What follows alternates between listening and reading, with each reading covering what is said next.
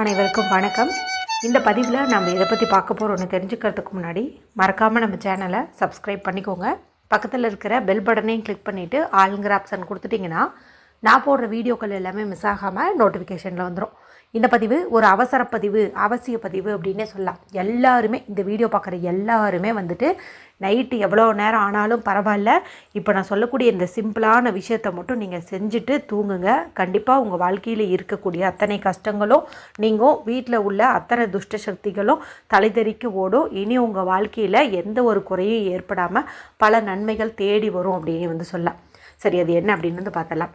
இன்று நமக்கு மாசி மாதத்திற்குண்டான அமாவாசை திதியானது மாலை 6:30 வரைக்கும் இருந்தது. அதாவது நேற்றே பார்த்திங்கன்னா இது மாலை 6:27 தொடங்கிடுச்சு. இன்று மாலை 6:30 வரைக்கும் இருந்தது. மேலும் இன்றைக்கி சூரிய கிரகணமும் இருக்குது. இந்த சூரிய கிரகணம் நமக்கு மதியம் 3:26 தொடங்கிடுச்சு.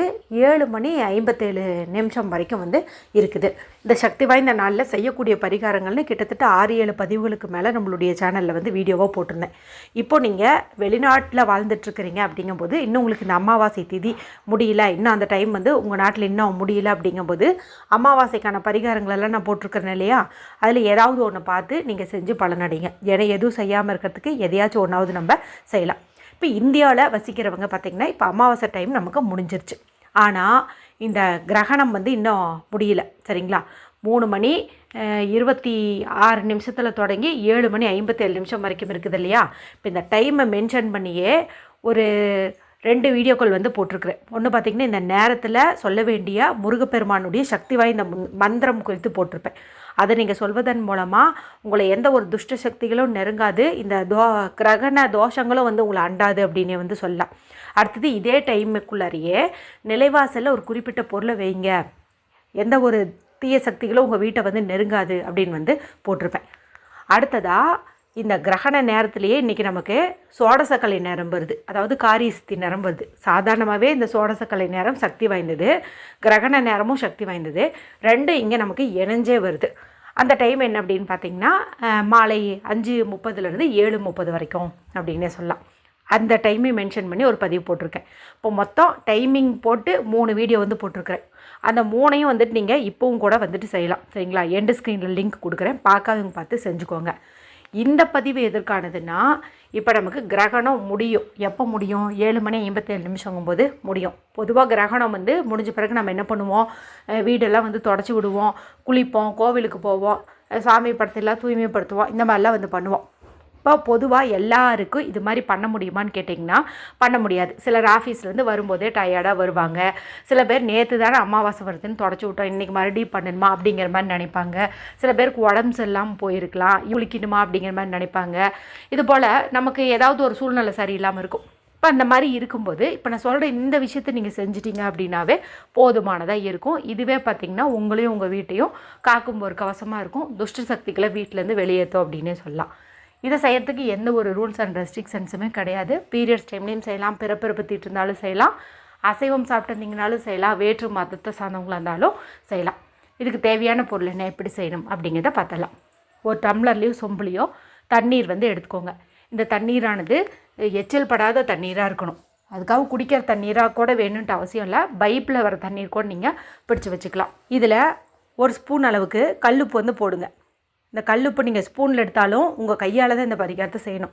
வலது கையால் அதை நல்லா அழுத்தம் கொடுத்து பிடிச்சி அதன் பிறகு இந்த தண்ணிக்குள்ளே உப்பு போட்டுருங்க. அடுத்தது 1 ஸ்பூன் மஞ்சள் தூள் எடுத்துக்கோங்க. இந்த மஞ்சள் தூளை இந்த தண்ணிக்குள்ளே போட்டுருங்க. அடுத்து வீட்டில் எலுமிச்சம்பழம் வச்சுருந்தீங்க அப்படிங்கும்போது எலுமிச்சம்பழத்தை 2ஆக வெட்டி ஒரு பாதி எலுமிச்சம்பழத்தையாவது இந்த தண்ணீருக்குள்ளே நீங்கள் பிழிஞ்சு விட்டுருங்க. இப்போ எலுமிச்சம்பழம் இல்லை, நாங்கள் என்ன பண்ணுறது அப்படின்னு கேட்டிங்கன்னா, நீங்கள் வீட்டில் கற்பூரம் வச்சுருப்பீங்க இல்லையா, சூடம், அதை எடுத்து பாதியாக உடச்சி அந்த பவுடரை இந்த தண்ணிக்குள்ளே சேர்த்து விட்டுருங்க. அதாவது கல்லுப்பு, மஞ்சள் தூள் கண்டிப்பாக போடணும். எலுமிச்சம்பழம் இருக்கிறவங்க எலுமிச்சம்பழத்தை பாதி மூடி அந்த தண்ணீரில் பிழிஞ்சு விடணும். எலுமிச்சம்பழம் இல்லாதவங்க கற்பூரத்தை சிறு துண்டு உடச்சி அதை நீங்கள் போட்டு விட்டுறணும். இப்போ தண்ணீர் நமக்கு ரெடி ஆயிடுச்சு. இப்போ இந்த தண்ணீர் எடுத்துகிட்டு வீட்டில் வடக்கு திசை பார்த்த மாதிரி உட்காந்துக்கோங்க. நார்த்து ஃபேஸிங் பார்த்த மாதிரி உட்காந்துட்டு உங்களுடைய வலது கையினுடைய ஆள்காட்டி விரல் ரைட் ஹேண்டினுடைய பாயிண்டிங் ஃபிங்கரை பயன்படுத்தி நான் சொல்லக்கூடிய நம்பரை இந்த தண்ணீரில் வந்து விரலை விட்டு எழுதுங்க. அதாவது தண்ணீருக்கு மேலே இல்லை, தண்ணிக்குள்ளேயே விரலை விட்டு எழுதுங்க. அது என்ன நம்பர் அப்படின்னு பார்த்தீங்கன்னா 0927 0927. இது பார்த்திங்கன்னா கெட்டது எல்லாத்தையுமே ரிமூவ் பண்ணக்கூடிய அற்புதமான நம்பர். இதை வந்துட்டு நீங்கள் இந்த தண்ணீரில் எழுதுங்க. இப்போ இந்த தண்ணீரை நீங்கள் எடுத்துகிட்டு உங்கள் வீடு முழுவதும் வந்துட்டு நீங்கள் தெளித்து விடுங்க. விரலை பயன்படுத்தியும் தெளிக்கலாம், இல்லை வேறு ஏதாவது வெற்றிலை, வேப்பிலை, மருதாணி இலை, துளசி இலை, இந்த மாதிரி ஏதாவது ஒரு இலை கிடச்சிச்சின்னா அந்த இலையை பயன்படுத்தியும் வந்துட்டு நீங்கள் தெளித்து விடலாம். வீட்டில் எல்லா ரூம்லேயுமே மூளை முடுக்குகள் எல்லா பக்கமுமே இந்த தண்ணி வந்துட்டு நீங்கள் தெளித்து விடுங்க. பாத்ரூம்லேயும் தெளித்து விடுங்க, பணம் வைக்கக்கூடிய இடத்துல, அதே போல் பார்த்திங்கன்னா சுவாமி ரூமில் எல்லா பக்கமுமே, சாமி செல்ஃபில் வச்சுருக்கீங்கும்போது அங்கே எல்லா பக்கத்துலேயுமே இந்த தண்ணி வந்துட்டு தெளித்து விடுங்க. குறிப்பாக அந்த மூளை பகுதி, கார்னர் பகுதி இருக்குது இல்லையா, அங்கெல்லாம் வந்து தெளித்து விடுங்க. அந்த செவுரு இருக்குது இல்லையா, ஒரு ரூம்னு எடுத்துகிட்டு 4 செவுரு இருக்குமா, அந்த 4 செவுத்துலேயும் இதை வந்துட்டு நீங்கள் தெளித்து விடுங்க. அடுத்தது உங்கள் மேலே தெளிச்சுக்கோங்க, உங்கள் கணவர் மேலே தெளிச்சுக்கோங்க, குழந்தைங்க மேலேயும் வந்து தெளித்து விட்டுருங்க.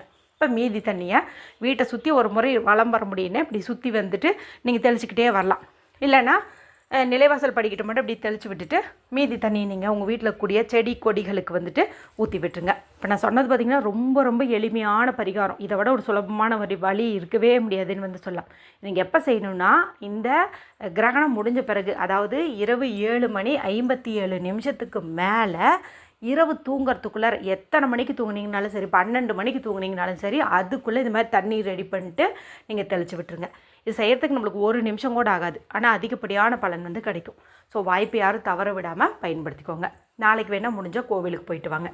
வீடியோ பிடிச்சிருந்தா மற்றவங்களோடையும் ஷேர் பண்ணுங்கள், லைக் பண்ணுங்கள். மற்றும் ஒரு பயனுள்ள பதிவில் உங்களை சந்திக்கிறேன். நன்றி, வணக்கம்.